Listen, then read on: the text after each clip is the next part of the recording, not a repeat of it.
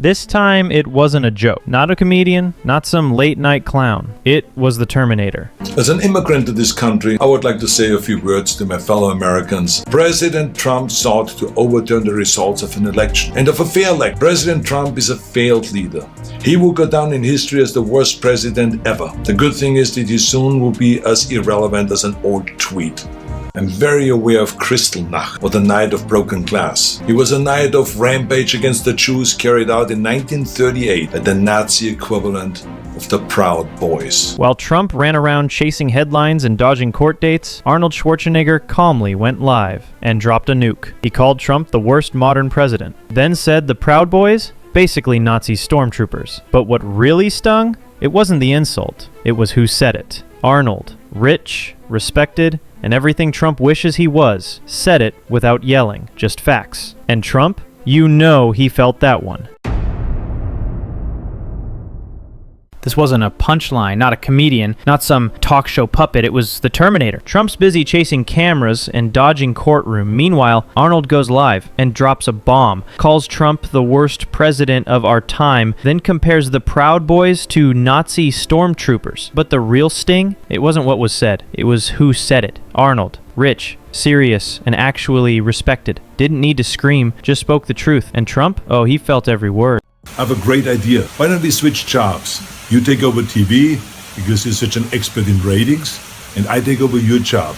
And then people can finally sleep comfortably again. And they hired a big movie star, Arnold Schwarzenegger, to take my place. And we know how that turned out. The ratings went right down the tubes. It's been a total disaster. So being from Europe, I've seen firsthand how things can spin out of control. I know there is a fear in this country and all over the world that something like this could happen right here. No, look, when you belong to that club, you've been a governor, you know how difficult the issues are, how complicated everything is. I think the most important thing is that, people work together. Doesn't matter who it is. I always stress that the Democrats and Republicans work together, because what's going on now is politicians always try to divide us, and that's not healthy. Arnold's not gunning for Trump's job. He's just reminding him what the job actually is. While Trump's busy throwing punches, Arnold's saying the obvious. Real leaders don't need chaos to look strong. Division? That's not power. That's just loud. Arnold tried to cool things down, but the fire only got bigger. Because just when Trump thought he'd silenced it, another voice jumped in. And this one, he didn't come empty-handed. He brought proof. I want to ask you about Donald Trump. You are in a feud with Donald Trump right now. Do you know this? No, I don't. Because it's very exciting.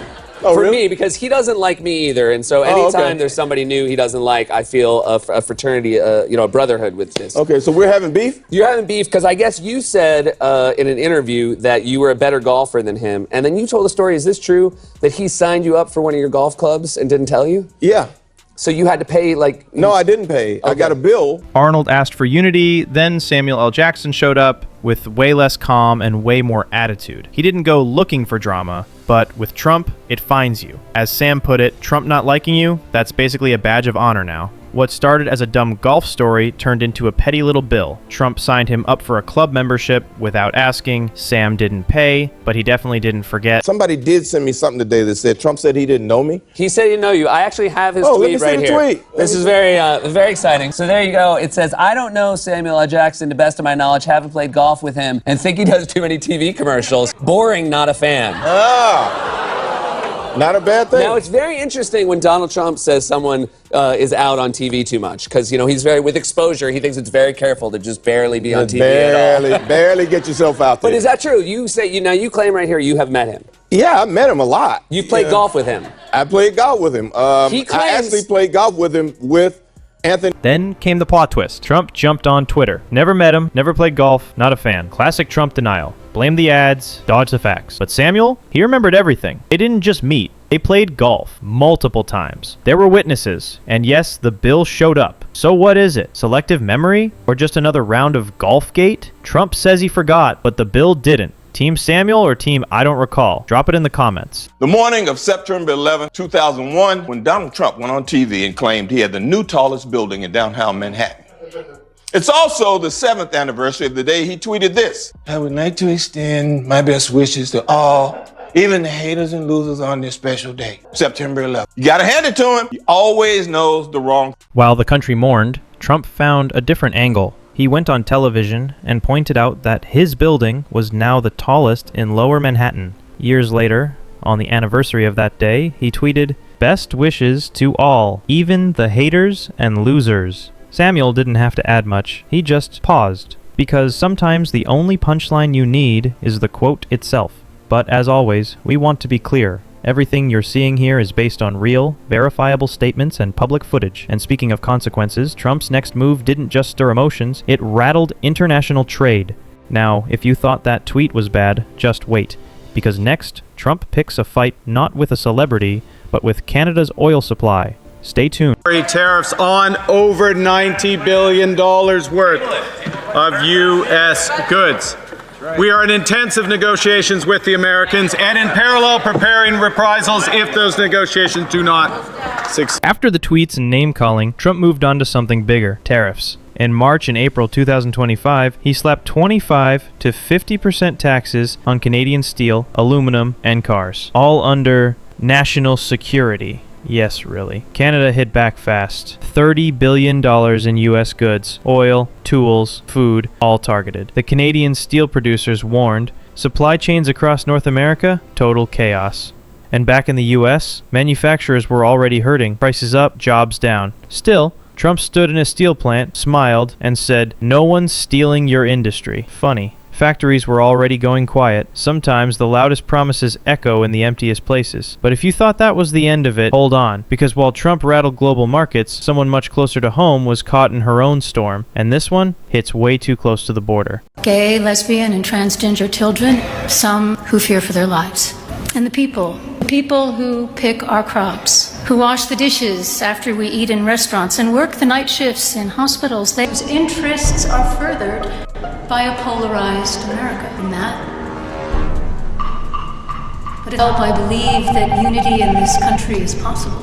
If Melania's silence during the sermon raised eyebrows, what followed only deepened the attention. She avoided eye contact. She didn't speak, especially not to Trump. That's when Jimmy Kimmel brought back a familiar clip, Trump reaching for her hand and Melania pulling away. Even the Lord didn't want to hold his hand, Jimmy joked. The crowd laughed, but behind the humor was something more telling. The bishop spoke of empathy and connection, but on camera, Trump stood isolated, surrounded by cameras, ceremony, and distance. Sometimes, silence doesn't hide tension. All over the world have been calling and calling and calling me. Calling me distraught and worried about us as a nation. One woman was in tears about America. Wonderful tears of idealism about what America should be. Those tears should remind us of what America means to the world. Now I've told everyone who has called that as heartbreaking as all of this is, America will come back from these dark days. Sometimes, in all the chaos and noise, what hits the hardest is a tear. A call from across the world, a quiet voice asking, "Is America still who we said we were?" Arnold didn't blame. He didn't shout. He just shared a story. A woman crying for what America once meant. And somehow, that hit harder than any headline. While some leaders tweet and pose, it's those quiet tears that say the most. Because the world, it's still watching. Still hoping. From Arnold's call for unity, to Samuel's unshakable memory, to Melania's silent distance, each moment spoke louder than words. This wasn't about politics anymore. It was about character, about who's still clapping and who quietly walked away. Because sometimes real leadership isn't the loudest voice in the room. It's the silence that stays with you. Everything you saw here is based on public statements, media coverage, and verified broadcasts. No private info, no made-up drama, just commentary, satire, and fair use analysis. If this made you think, hit that subscribe button. Thanks for watching.